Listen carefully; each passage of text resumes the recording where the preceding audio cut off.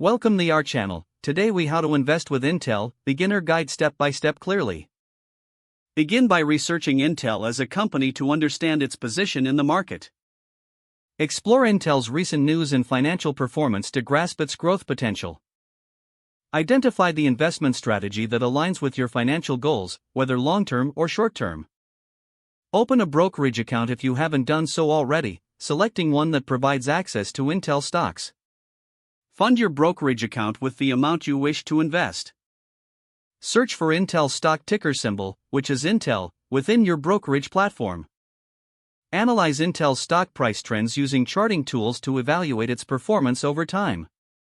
Determine how many shares of Intel you want to purchase based on your budget and the current stock price. Place a market order to buy Intel shares at the current price or a limit order at your desired price. Monitor your investment regularly to evaluate its performance and make adjustments as necessary. Stay informed about Intel's developments, including product launches and industry changes. Consider diversifying your portfolio with additional stocks or assets to mitigate risk. Review your investment strategy periodically to ensure it aligns with your financial objectives. If the page does not load, refresh the browser or try again in a private or incognito window. Make sure you are using the correct email address, then retype it carefully to avoid small typos. If your password is not accepted, use the reset option and create a new strong password you can remember. Check your spam folder for verification or security emails, then complete any requested confirmation steps. Enable two-factor authentication if available to improve account security and reduce unauthorized access risk.